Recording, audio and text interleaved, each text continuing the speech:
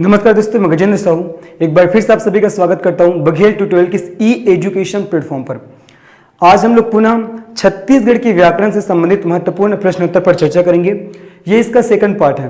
इसके पहले पार्ट हमारे चैनल में अपलोड किए जा चुके हैं। अगर आप लोगों ने नहीं देखा तो देखिएगा, बहुत अच्छे क्वेश्चंस थे।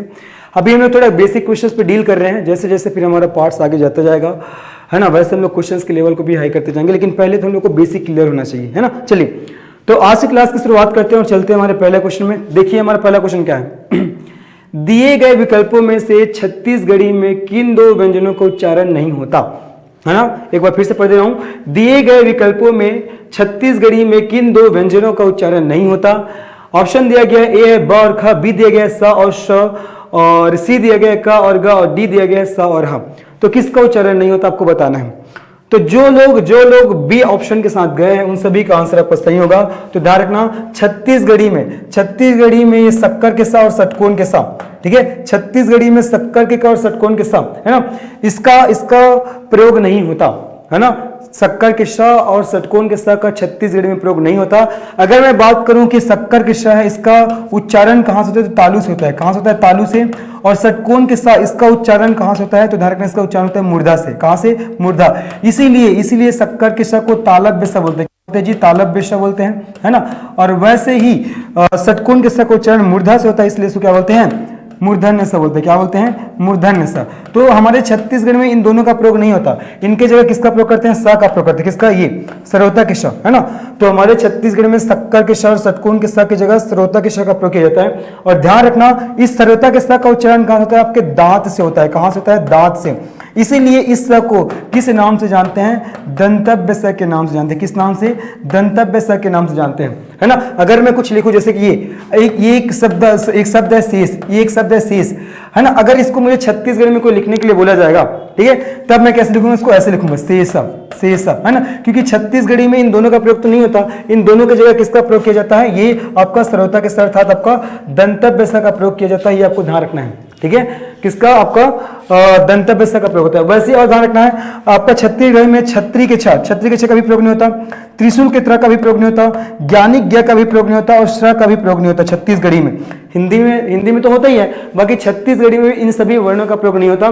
छत्तीसगढ़ी में छत्री के छ के लिए ये इसका प्रयोग करते हैं, छत्ता के छ का। त्रिशूल के त्र के लिए ता और र शब्द का प्रयोग किया जाता है। ज्ञानिक ज्ञ के लिए आधा ग और य इसका प्रयोग किया जाता है। और स्त्र के लिए सा और र, ठीक है, स्त्र, ये इसका प्रयोग करते हैं स्त्र के लिए, है ना। तो इन सभी बातों को भी आपको ध्यान रखने हैं, ठीक है।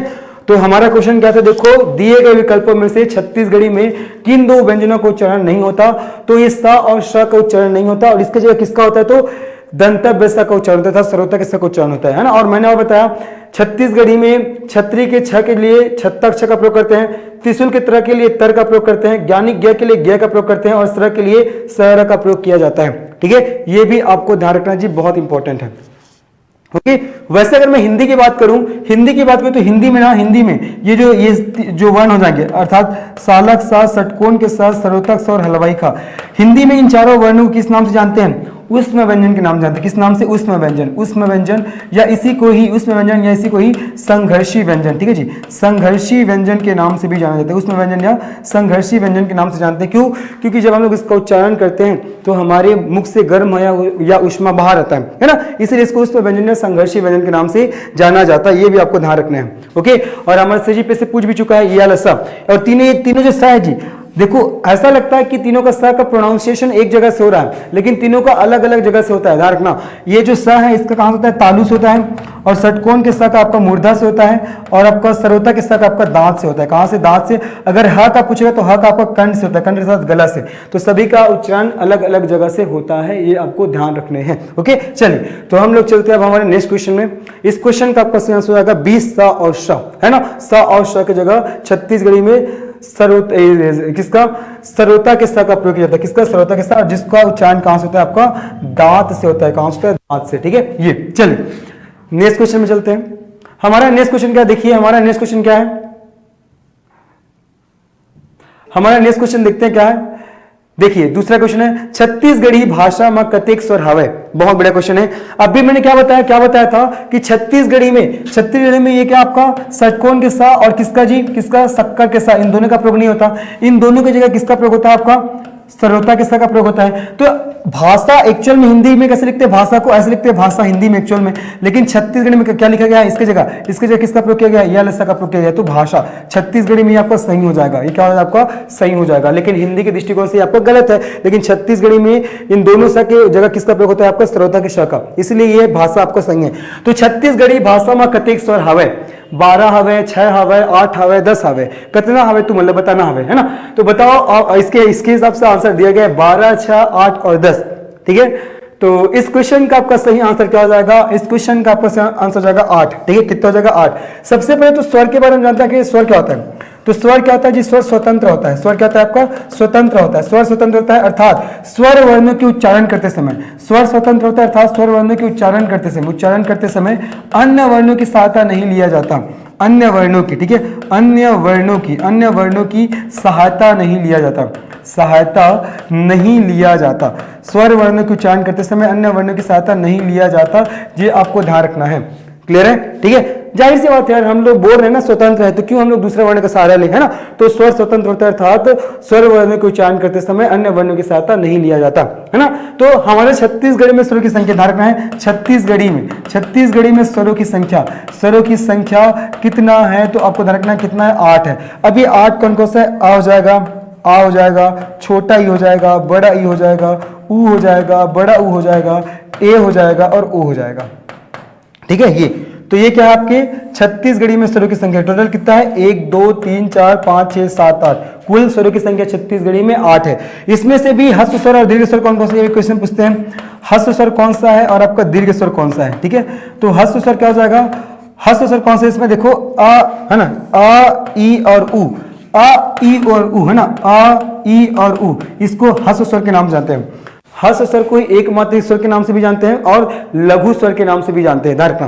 दीर्घ स्वर कौन कौन सा, रिमेनिंग जो बच गया 5, मतलब बड़ा आ हो जाएगा, बड़ा आ, बड़ा ई, बड़ा ऊ, है ना, ए और ओ, ये आपके क्या है, आपके दीर्घ स्वर है। क्या आपके दीर्घ स्वर है। इसको द्विमात्रिक स्वर के नाम से भी जानते हैं। ह्रस्व स्वर को एक मात्रिक स्वर और दीर्घ स्वर को द्विमात्रिक स्वर के नाम से भी जाना जाता है, और दीर्घ स्वर को गुरु स्वर के नाम से भी जानते हैं। ओके, तो अगर पूछेगा कि छत्तीसगढ़ी में कुल स्वर की संख्या कितना है, तो 8। अगर पूछेगा ह्रस्व स्वर की संख्या कितना है, तो आपका 3 हो जाएगा, और दीर्घ स्वर की संख्या कितना है, तो आपका हो जाएगा 5 हो जाएगा। कितना हो जाएगा 5, तो 5 और 3 8, है ना। तो ये बात को आपको ध्यान में रखना है। लेकिन अगर हिंदी में पूछता है कि हिंदी में स्वरों की संख्या कितना है, अगर मैं हिंदी में बात करूं, हिंदी में स्वरों की संख्या कितना है, तो आपको 11 है। हिंदी में स्वरों की संख्या कितना है, तो आपको 11 है। लेकिन छत्तीसगढ़ी में पूछा गया तो छत्तीसगढ़ी में 8, और एक किसके आधार पर है, तो डॉक्टर नरेंद्र वर्मा, है ना, डॉक्टर नरेंद्र वर्मा जी के आधार पर हमारे छत्तीसगढ़ी में स्वरों की संख्या कितना है, तो 8 हो जाएगा, है ना। तो इस पर्सपेक्टिव से इस क्वेश्चन का आपका सही आंसर हो जाएगा, आपका सी हो जाएगा। चलिए नेक्स्ट क्वेश्चन में चर्चा करते हैं हम लोग।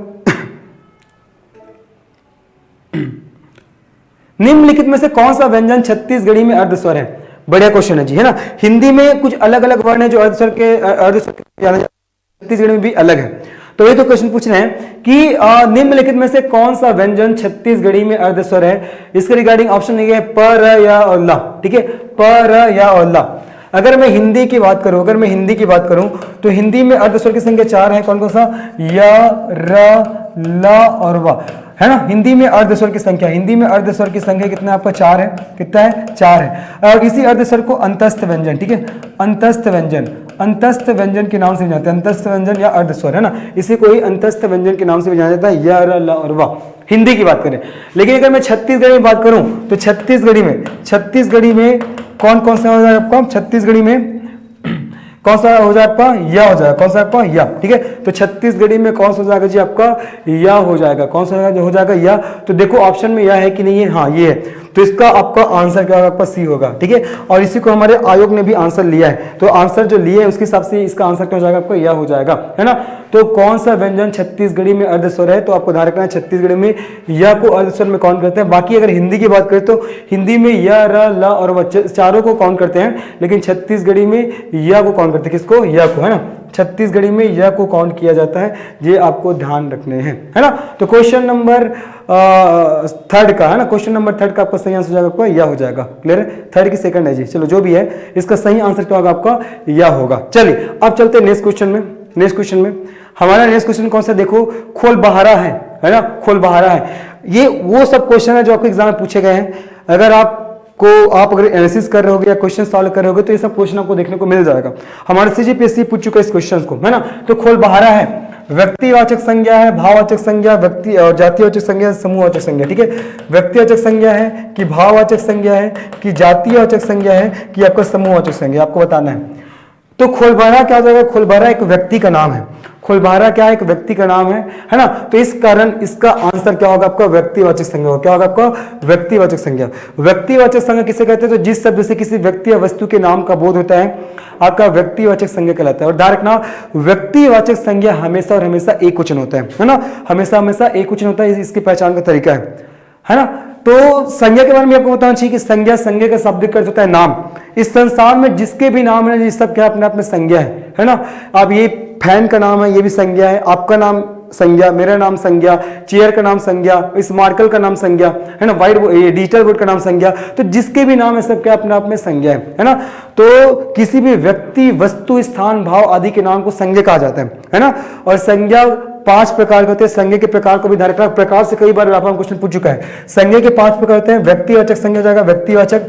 दूसरा आपका जातिवाचक संज्ञा हो जाएगा। तीसरा आपका पदार्थवाचक हो जाएगा। चौथा आपका भाववाचक हो जाएगा। और पांचवा हो जाएगा आपका भाववाचक, फिर पांचवा आपका हो जाएगा समूहवाचक, ठीक है। तो व्यक्तिवाचक, जातिवाचक, पदार्थवाचक, भाववाचक, समूहवाचक। और पदार्थवाचक को द्रव्यवाचक संज्ञा के नाम से भी जानते हैं। तो संज्ञा के टोटल 5 प्रकार होते हैं। कितने प्रकार होते हैं, 5 प्रकार, है ना। तो जो खोलबाहरा शब्द दिया गया है ये एक व्यक्ति के नाम को प्रदर्शित कर रहा है, इसलिए इसमें कौन सा संज्ञा होगा, व्यक्तिवाचक संज्ञा। जब किसी व्यक्ति या वस्तु के समुदाय का बोध होता है तो जातिवाचक या जाति का बोध होता है तो उसको जातिवाचक संज्ञा बोलते हैं। पदार्थ या द्रव्यवाचक, जब हम लोग ठोस, द्रव, गैस, धातु, अधातु की बात करते हैं तब वो आपके पदार्थवाचक संज्ञा मान जाता है। भाववाचक संज्ञा मतलब, भाववाचक संज्ञा ये किसी व्यक्ति या वस्तु के गुण, दोष, दशा, धर्म इत्यादि का बोध कराता है, भाववाचक संज्ञा कहलाता है। समूहवाचक संज्ञा ये किसी व्यक्ति या वस्तु के पूरे समूह का बोध कराता है, वो समूहवाचक संज्ञा कहलाएगा, है ना। तो हमारा इस क्वेश्चन का आपका सही आंसर आएगा ए, व्यक्तिवाचक संज्ञा। चलिए नेक्स्ट क्वेश्चन में चलते हैं हम लोग। देखो, गोरस शब्द संज्ञा का कौन सा प्रकार है, यह सब क्वेश्चन पूछा गया ना। गोरस शब्द संज्ञा का कौन सा प्रकार है, तो सबसे पहले यार समझो आखिर गोरस किसको बोलते हैं। छत्तीसगढ़ी में गोरस किसे कहते हैं, छत्तीसगढ़ी में दूध को, छत्तीसगढ़ी में दूध को क्या बोलते हैं, गोरस, है ना।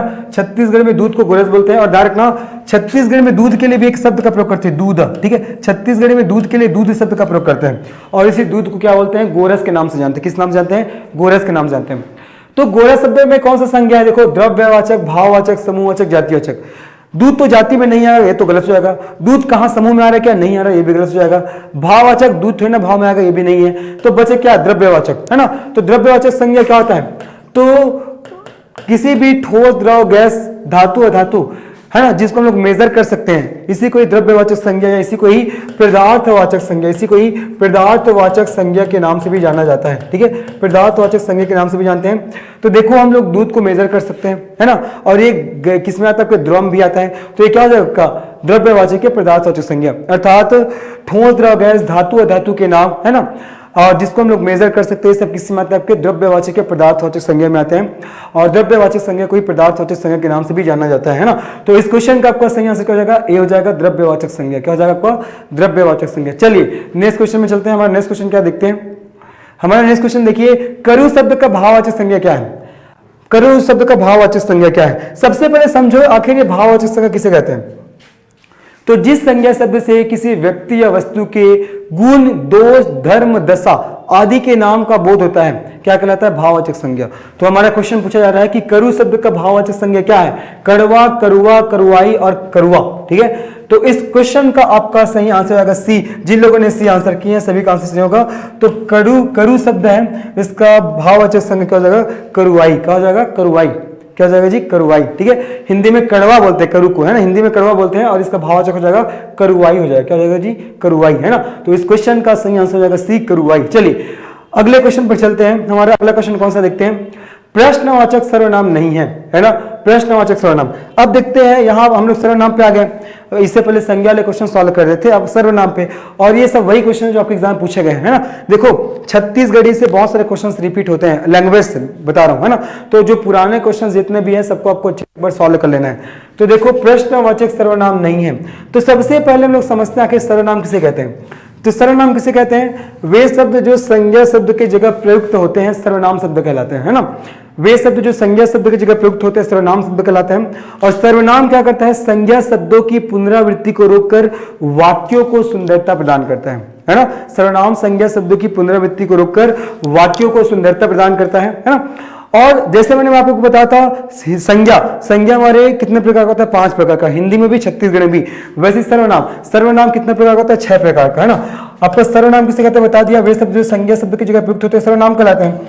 और अगर हम लोग सर्वनाम के प्रकार की बात करें तो सर्वनाम के टोटल 6 प्रकार होते हैं। कितने प्रकार होते हैं, 6 प्रकार। अब ये सब प्रकारों के आपको नाम याद रखना है। सबसे पहले तो पुरुषवाचक सर्वनाम, है ना, पुरुषवाचक, सबसे पहले पुरुषवाचक सर्वनाम हो जाएगा। दूसरा आपका हो जाएगा निजवाचक सर्वनाम, ठीक है, निजवाचक सर्वनाम। तीसरा निश्चयवाचक सर्वनाम। चौथा आपका अनिश्चयवाचक सर्वनाम, अनिश्चयवाचक। पांचवा आपका प्रश्नवाचक सर्वनाम, है ना। और छठवा आपका संबंधवाचक सर्वनाम, संबंधवाचक सर्वनाम, है ना। तो इस प्रकार से सर्वनाम 6 प्रकार का होता है, पुरुषवाचक, निजवाचक, निश्चयवाचक, अनिश्चयवाचक, प्रश्नवाचक और संबंधवाचक, ठीक है। तो हमारा क्वेश्चन पूछा है कि प्रश्नवाचक सर्वनाम नहीं है। अब यार प्रश्नवाचक सर्वनाम किसे कहेंगे, तो जिस सर्वनाम शब्दों से प्रश्न का बोध होता है, ठीक है, जिस सर्वनाम शब्दों से प्रश्न का बोध होता है प्रश्नवाचक सर्वनाम कहलाता है। तो कौन सा प्रश्नवाचक सर्वनाम नहीं है, कोन्हो, कतका, काबर, काकर। कतका तो है, कतका का प्रयोग करते हैं प्रश्न करने के लिए, है ना। तो अगर कतका कन पैसा हो ऐसा बोलते हैं ना हम लोग, तो कतका का प्रयोग तो करते ही हैं।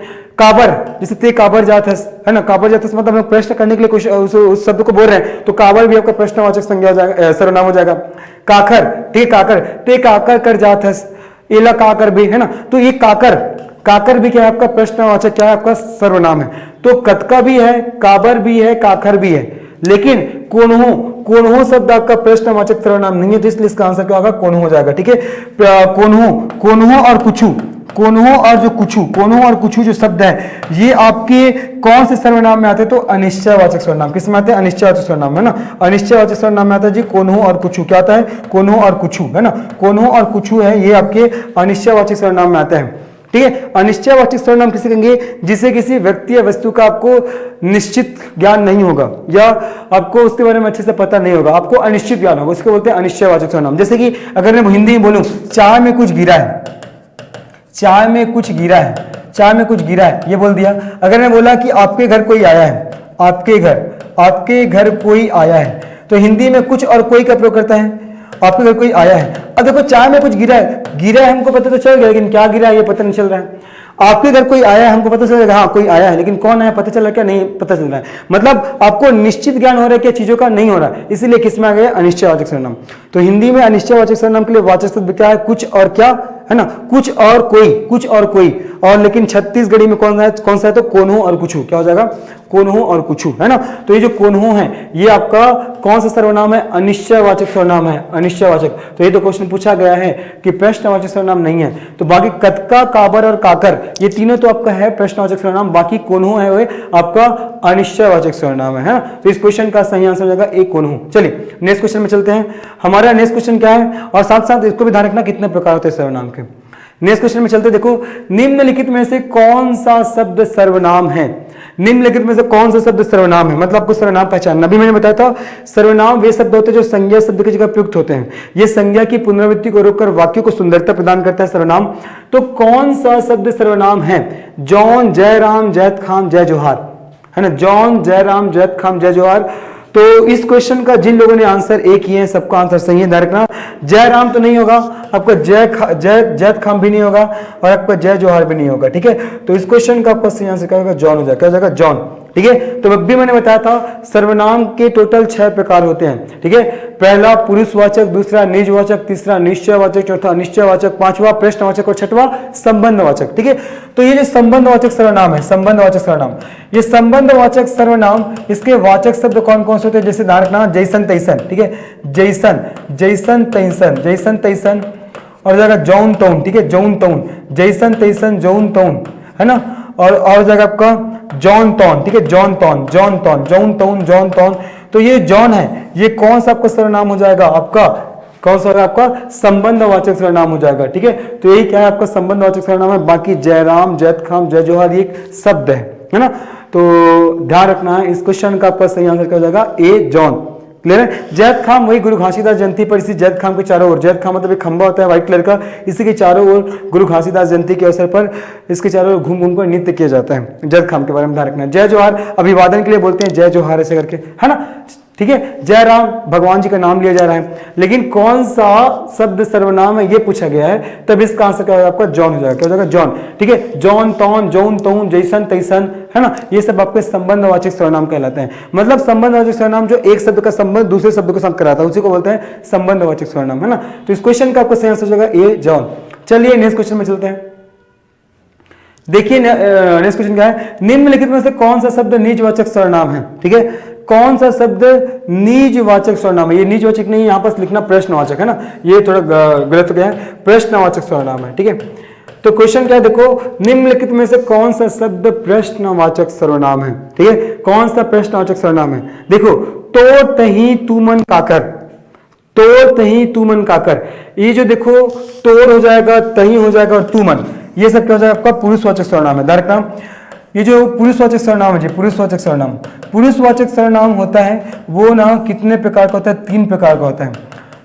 पुरुषवाचक सर्वनाम 3 प्रकार का होता है। कौन कौन सा, आपका उत्तम पुरुष हो जाएगा और मध्यम पुरुष हो जाएगा और आपका हो जाएगा अन्य पुरुष। उत्तम पुरुष, मध्यम पुरुष और अन्य पुरुष। उत्तम पुरुष किसे कहते हैं, तो जो बोलता है, तो वक्ता, वक्ता या जो बोलने वाला है ना, बोलने वाला या जो वक्ता, उसी को उत्तम पुरुष बोलते हैं, वक्ता या बोलने वाले को।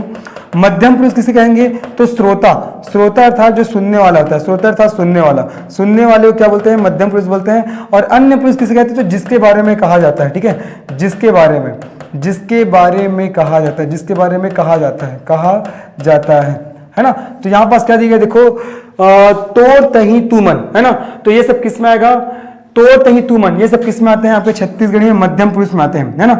मध्यम पुरुष में देखो, उत्तम पुरुष में बोलने वाला, मध्यम पुरुष में श्रोता था सुनने वाला, ठीक है। तो हम लोग सुनने वाले के लिए क्या शब्द का प्रयोग करते हैं, ते कहा जाता है, तोर का नाम है ना, मतलब जो सुनने वाले के लिए प्रयोग करते हैं ना, ते, तोर, तुमन, तुमन का करत हो, तो ये सब जी, ये जो तोर, तही, तुमन, ये सब क्या है आपका, आपका मध्यम पुरुष है ना, पुरुषवाचक सर्वनाम में मध्यम पुरुष सर्वनाम हो जाएगा, ठीक है। तो ये तीनों तो आपका नहीं आएगा, तो प्रश्नवाचक सर्वनाम कौन सा ये पूछा गया है, तो प्रश्नवाचक सर्वनाम हो जाएगा काकर, क्योंकि काकर शब्द से आपका प्रश्न करने का बोध हो रहा है, तब इस क्वेश्चन का आपका सही आंसर हो जाएगा काकर। समझ में आ गया। तो हमने देखिए पुरुषवाचक सर्वनाम 3 प्रकार का होता है, उत्तम पुरुष, मध्यम पुरुष, अन्य पुरुष। उत्तम पुरुष अर्थात जो बोलता है, जो बोलता है ना, या जो वक्ता होता है उसी को उत्तम पुरुष बोलते हैं। और जो वक्ता अपने लिए जिस शब्द का प्रयोग करता है, जैसे मैं अपना नाम खुद नहीं लूंगा, मैं क्या बोलूंगा, मैं बोलूंगा तो हम बोलूंगा, ठीक है, मैं या हम बोलूंगा अपने लिए। और जैसे सुनने वाले के लिए मैं किसी को जो किसी मैं जिससे भी बात कर रहा हूं, तो उसके लिए मैं क्या कहूँ, क्या कौन सा शब्द का प्रयोग करूंगा, तय, तुमन, तहूं, ये सब क्वेश्चन, ये सब शब्दों का प्रयोग करूंगा, है ना। तो कौन सा शब्द है वो प्रश्नवाचक सर्वनाम है, तो डायरेक्ट काखर, बाकी तोड़, तही और तुमन ये आपका मध्यम पुरुष आ जाएगा, है ना, किस में आ जाएगा, मध्यम पुरुष में। चलिए तो अब हम लोग नेक्स्ट क्वेश्चन में चलते हैं। निम्नलिखित में से कौन सा शब्द संबंध दर्शाने वाला सर्वनाम नहीं है, वही है संबंध दर्शाने वाला सर्वनाम, अर्थात आपका किसके बारे में बात की जा रही है, संबंधवाचक के बारे में बात किया जा रहा है ना। देखो जे, जे मन, जौन, कौन मन, ठीक है। तो कौन सा जो शब्द है वो संबंध दर्शाने वाला नहीं है, तो देखो इसका आंसर क्या हो जाएगा, इसका आंसर हो जाएगा कौन मन, ठीक है। तो जे करबे ते पाबे, ये तो सही है, संबंध बता रहा है। जे मन अहि ते मन खाही, ये भी आपका संबंधवाचक है। जौन करबे तौन पाबे, ये भी आपका संबंधवाचक हो जाएगा। लेकिन कौन मन आवत है, कौन का प्रयोग किसके लिए होता है, कौन का प्रयोग किसके लिए होता है, प्रश्न के लिए होता है, तो यहाँ पास प्रश्नवाचक हो जाएगा, यहाँ पास प्रश्नवाचक सर्वनाम हो जाएगा। बाकी जे, जे मन, जौन, ये सब किस में आ जाएगा जी, ये सब आपके संबंध दर्शाने वाले सर्वनाम है। ये जे, जे मन और जौन, ये सब आपके संबंध दर्शाने वाले सर्वनाम है। बाकी जो कौन मन जो लिखा हुआ है ये आपका प्रश्नवाचक सर्वनाम हो जाएगा। क्या हो जाएगा आपका प्रश्नवाचक सर्वनाम, ठीक है, ये आपको ध्यान रखना है। तो इस क्वेश्चन का सही आंसर कौन सा है, कौन सा शब्द संबंध दर्शाने वाला सर्वनाम नहीं है, तो कौन मन, है ना। चलिए नेक्स्ट क्वेश्चन में चलते हैं। हमारा नेक्स्ट क्वेश्चन क्या देखो, स्वयं कैसन किस्म के सर्वनाम आए, ठीक है। जो स्वयं शब्द दिया गया है, ये स्वयं शब्द दिया गया है ना। पूछा जा रहा है कि ये कैसन किस्म के सर्वनाम आए, है ना, ये किस प्रकार का सर्वनाम है, ऐसा पूछा जा रहा है। तो निजवाचक, संबंधवाचक, पुरुषवाचक और गुणवाचक। तो ध्यान रखना, ये जो स्वयं है ना, स्वयं कौन सर्वनाम है आपका, निजवाचक सर्वनाम है। कौन सा, निजवाचक सर्वनाम, ठीक है। तो जिस सर्वनाम का प्रयोग लेखक स्वयं के लिए करता है उसको बोलते हैं निजवाचक सर्वनाम। निज का शाब्दिक अर्थ होता है स्वयं, तो लेखक जिस सर्वनाम शब्द का प्रयोग स्वयं के लिए करेगा उसको निजवाचक सर्वनाम कहते हैं। और निजवाचक सर्वनाम के वाचक शब्द क्या होगा आपका, स्वयं हो जाएगा, स्वयं, स्वयं हो जाएगा, स्वतः हो जाएगा, खुद हो जाएगा और आप हो जाएगा। जैसे कि मैं यह काम स्वयं कर लूंगा, मैं वहां स्वतः ही चला जाऊंगा, मैं यह काम खुद कर लूंगा, मैं यह काम आप ही कर लूंगा। तो ये चारों जो शब्द है, स्वयं, स्वतः, खुद, आप, ये सब है आपके निजवाचक सर्वनाम में आते हैं। किस में आते हैं? निजवाचक सर्वनाम में, ठीक है।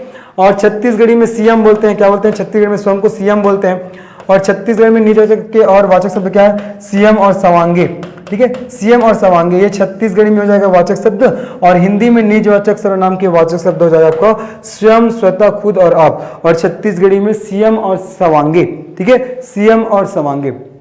क्लियर है? ये आपको ध्यान रखना है। तो इस क्वेश्चन का आपका सही आंसर हो जाएगा निजवाचक सर्वनाम। तो स्वयं कैसन किस्म के सर्वनाम आए तो स्वयं है वो निजवाचक सर्वनाम है। कौन सा? निजवाचक सर्वनाम। चलिए अब नेक्स्ट क्वेश्चन में चलते हैं।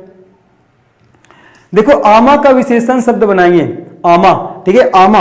आमा किसे बोलते हैं? तो आम को, ठीक है जी, आम को। आम को छत्तीसगढ़ी में आमा बोलते हैं। क्या बोलते हैं? आमा। आम को क्या बोलते हैं? आमा बोलते हैं, है ना। अनार को क्या बोलते हैं? अनार को छत्तीसगढ़ी में दरमी बोलते हैं। क्या बोलते हैं? दरमी। पपीता को छत्तीसगढ़ी में क्या बोलते हैं? बताओ। अरम पपई। क्या बोलते हैं? अरम पपई। अरम पपई बोलते हैं पपीता को, ये भी आपको ध्यान रखना है ना।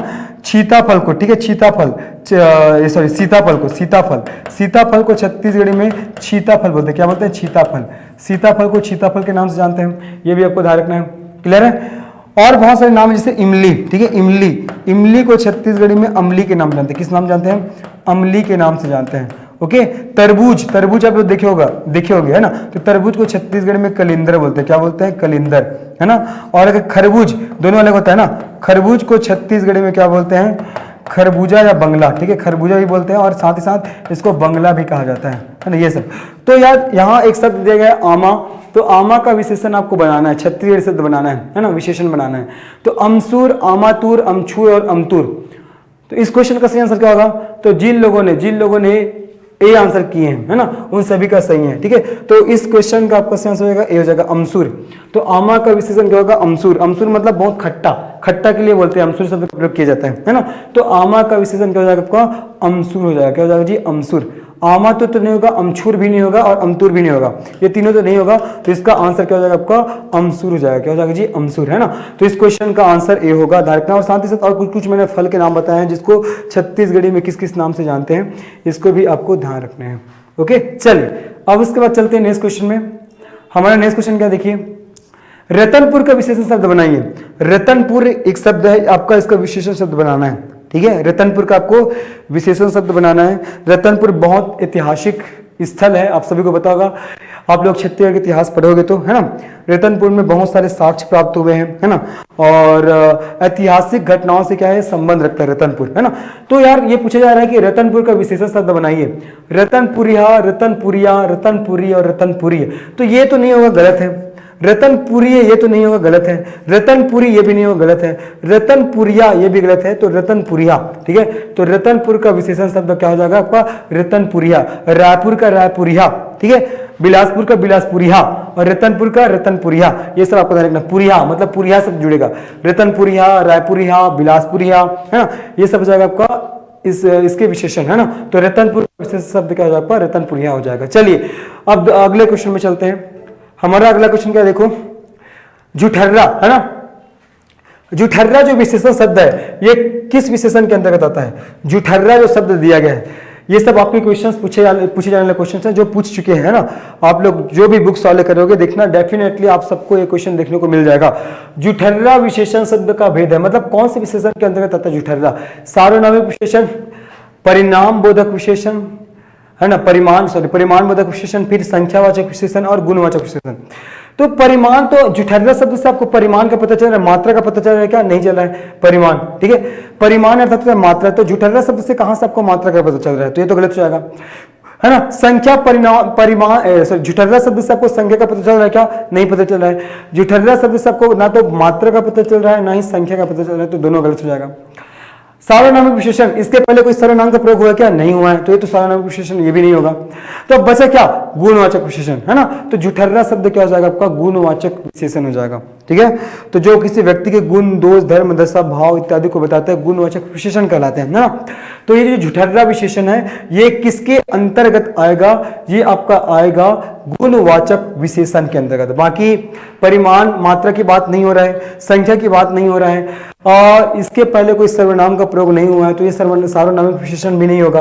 तो ये तीनों तो गलत हो जाएगा। तो इसका आंसर हो जाएगा आपका गुणवाचक विशेषण। क्या होगा? गुणवाचक विशेषण। चलिए अब हम लोग नेक्स्ट क्वेश्चन में चलते हैं। हमारा नेक्स्ट क्वेश्चन क्या, देखो ये लिंग से रिलेटेड है ना। हमारे जो लिंग अर्थात जिस शब्द से स्त्री एवं पुरुष की जाति का बोध होता है उसे लिंग कहते हैं, है ना। तो लिंग दो प्रकार का होता है, पुल्लिंग और स्त्रीलिंग। तो हमारे व्यापम में हमारे जो आयोग है अभी तक कौन कौन से क्वेश्चंस है उसको लिंक में पूछे हैं, तो उसी को मैं यहाँ पास रिप्रेजेंट किया हूँ आप लोग के सामने। तो ये सब क्या है, एक पुल्लिंग शब्द है। ये सब क्या है? पुल्लिंग शब्द है, अर्थात जिस शब्द से पुरुष जाति के नाम का बोध होता है पुल्लिंग शब्द कहलाता है। तो इस सभी का आपको स्त्रीलिंग बनाना है ना। यही क्वेश्चन पूछा गया था। अभी तक मेंस में जितने भी क्वेश्चन पूछे गए सबको मैंने आपस लिया हुआ है। तो ध्यान रखो, आपके वनडे एग्जाम में ध्यान रखना, वनडे एग्जाम में जो मेंस में क्वेश्चन रहते हैं उसी का कॉपी कर दिया जाता है अधिकतर मोस्ट ऑफ द केसेस में। तो मेंस के क्वेश्चंस को आपको सॉल्व करना ही चाहिए। तो देखो बछवा का आपको स्त्रीलिंग बनाना है। सबका हम लोग स्त्रीलिंग देखेंगे। तो बछवा का स्त्रीलिंग क्या होगा? बछिया। क्या हो जाएगा? बछिया। बछवा का स्त्रीलिंग हो जाएगा आपका जी बछिया हो जाएगा, है ना। गाय का जो बेटा होता है, गाय का बेटा को बछवा बोलते हैं और उसके बेटी को बछिया बोलते हैं। वैसे ही बकरी के बेटे को पठरू बोलते हैं और बकरी की बेटी को पठिया बोलते हैं। वैसे ही भैंस के जो नर बेटा होता है, मतलब नर बच्चा होता है या बेटा होता है, भैंस के बेटा को क्या बोलते हैं? पड़वा, और भैंस के बेटी को पड़िया कहा जाता है। ये भी आपको ध्यान रखना है ना। चलो जकहा का आपको स्त्रीलिंग बनाना है तो जकी हो जाएगा। जकहा का क्या हो जाएगा? जकी, है ना। ये लिंग परिवर्तन से संबंधित क्वेश्चन है। तो बछवा का बछिया हो जाएगा, जकहा का जकी हो जाएगा। बोकरा का आपको स्त्रीलिंग बनाना तो क्या हो जाएगा? छेरी। क्या हो जाएगा? छेरी। बोकरी नहीं होगा जी, छेरी होगा ना। बोकरा का स्त्रीलिंग क्या होगा? छेरी हो जाएगा। क्या हो जाएगा? छेरी, है ना, ध्यान रखना। और लईकोरहा का स्त्रीलिंग क्या होगा? लईकोरहीन। क्या हो जाएगा? लईकोरहीन, है ना, लईकोरहीन हो जाएगा। लईकोरहा का लईकोरहीन, है ना ये। चलो डोकरा का स्त्रीलिंग क्या होगा? डोकरी होगा। क्या होगा? डोकरी होगा। ओके। और ठेठवार का स्त्रीलिंग क्या होगा? ठेठवारीन। क्या हो जाएगा? ठेठवारीन, है ना। ठेठवार की स्त्रीलिंग क्या होगा? ठेठवारीन होगा। राउत का स्त्रीलिंग क्या होगा? राउताइन। ठीक, क्या हो जाएगा? राउताइन, ठीक है। ये राउताइन या रौताइन, ठीक है, रौताइन भी बोल देते हैं सामान्य बोलचाल में। राउताइन या रौताइन हो जाएगा किसका? तो राउत का। गुरु का स्त्रीलिंग क्या होगा? गुरुवानी। क्या हो जाएगा जी? गुरुवानी। गुरु का स्त्रीलिंग क्या होगा? गुरुवानी होगा। गुरुवानी, ये भी आपके एग्जाम में क्वेश्चन पूछा गया है। तो ये सभी शब्दों को ध्यान रखना है। देवार क्या हो जाएगा? देवन्नीन, है ना। देवार का आपको देवन्नीन हो जाएगा। देवार देवन्नीन, ठीक है, देवन्नीन हो जाएगा। देवार का देवन्नीन। गोसैया का गोसैया क्या हो जाएगा? गोसाइन, ठीक है। गोसैया का गोसाइन हो जाएगा। आपको रखना है स्त्रीलिंग गोसैया का गोसाइन। ददा का स्त्रीलिंग क्या होगा? दाई होगा, है ना। पड़वा का अभी बताया, पड़वा का पड़िया होगा। नाती का स्त्रीलिंग क्या होगा? नतनीन होगा, नतनीन, है ना। और खोरवा का स्त्रीलिंग क्या हो जाएगा आपका? खोरवा का खोरवी। क्या होगा? खोरवी। और हाथी का स्त्रीलिंग क्या होगा? हथनीन। क्या हो जाएगा जी आपका? हथनीन। तो ये जितने जो अभी हमने देखे लिंग से संबंधित जो शब्द देखे, ये सब आपके आयोग है, लोक सेवा आयोग है, उसको पूछ चुका है ना। अभी तक जितने पूछे सबको मैं इंक्लूड किया हूं। तो बछवा का बछिया, जकहा का जकी, बोकरा का छेरी, लेकोरहा का लेकोरहीन, डोकरा का डोकरी, ठेठवार का ठेठवारीन, राउत का रौताइन या रौताइन, है ना। गुरु का गुरुवानी हो जाएगा। ददा का दाई, पड़वा का पड़िया, नाती का नतनीन, खोरवा का खोरवी, है ना। और हाथी का हथनीन हो जाएगा, है ना। तो इस प्रकार से आज देखिए हमने व्याकरण से संबंधित और महत्वपूर्ण प्रश्नोत्तर छत्तीसगढ़ी व्याकरण से संबंधित, है ना। ये इसका दूसरा पार्ट है। इसके और 2-3 पार्ट और आएंगे, फिर आप लोग का कंप्लीट हो जाएगा। होपफुली आप लोग को पसंद आया होगा। अच्छे से रिवाइज करिए, एग्जाम बहुत पास है। धन्यवाद।